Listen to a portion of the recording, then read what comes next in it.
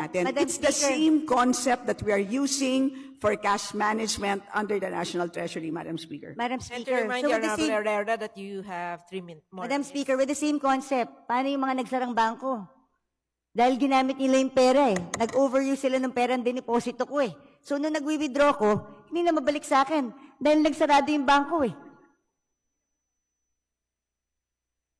Like I said, Madam Speaker, again, I believe in the one fund concept, pero mag-amenda tayo ng batas. Isaayos natin. Ano ba sinasabi ko dito? Ever since all budget hearings, sayang ang mga pondo sa earmark revenues, sayang ang mga pondo sa off-budget, sayang ang mga dormant accounts. Ilagay natin sa one fund concept, I agree. Pero let's pass a law. Let's amend the PD. Let's amend the presidential decree or magpasa tayo ng batas dito sa Kongreso if we really want to allow that. Yun lang po yung aking palaging sinasabi. Kasi right now, and mag-report sila sa atin sa Kongreso kung saan nila ginamit at kailan na hiniram yung pera. Madam Speaker, hindi na natin alam saan napunta yung pera na ginamit na yon. Oo, nandyan. Pero nung hiniram nila, para kang nagsabi sa any empleyado, ito petty cash natin sa opisina. So, ibig sabihin, kung meron akong petty cash dito sa opisina, kung merong mga ilangan sandali, ay hiramin ko lang sandali, ibabalik ko naman eh.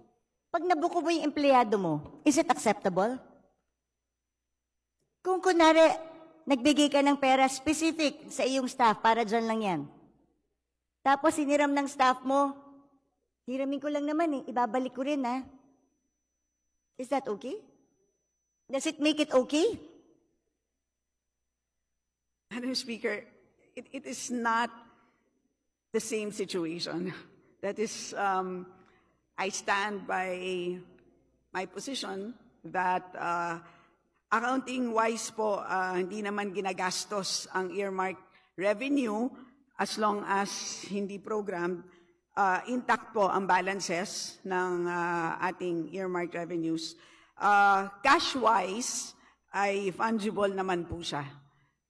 So, yun po ang sistema ng cash management. Kung may problema po ang ating kagalang-galang na BH Herrera, again, of course, she's free to file a resolution, file an inquiry, file or solicit an opinion from the DOJ. So, Madam Speaker, paano nga pag hindi na ibalik? Paano kung walang pera yung gobyerno?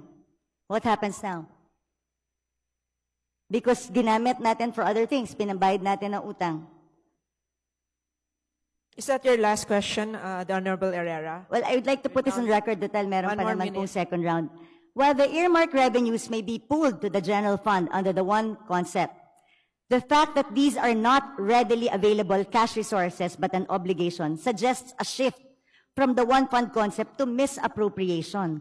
The remittance of the earmark revenues recorded in special accounts has merely become a means to circumvent the purpose of earmarking, allowing physical possession and access to these earmark revenues, which under the Republic Act is, like you said, 700. So, Madam Chair, Madam Speaker, Madam Sponsor, sa akin ilagay po natin sa tama. At mag-report po tayo. Marami po tayo. Pwede po natin lagyan ng special provision na i-report sa atin kailan nila hiniram ang pera. Because hindi ko po talaga matanggap na pwedeng gamitin po yung pera na in-earmark natin for a specific thing, kahit ba hinihiram lang ito sandali. Like I said, hindi ba to parang DAP that was declared unconstitutional by the Supreme Court?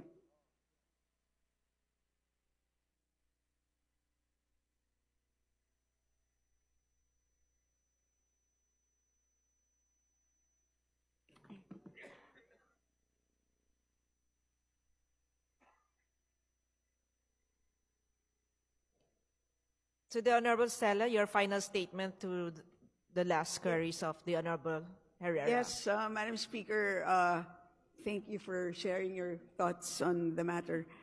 I have exhausted my opinion on this. As I said, there's the DOJ, perhaps, who can weigh in on this, and the rest of the members on the matter. Majority Leader. Madam Speaker, basahin ko lang po itong Section 37 ng PD 1177. It states that even the presidential decree of the one fund concept does not even allow it. It says here, all monies appropriated for functions, activities, projects, and programs shall be available solely for specific purposes for which these are appropriated. Even the presidential decree na pinapapool lahat sa one fund concept, exception yung naka-appropriate for a specific thing.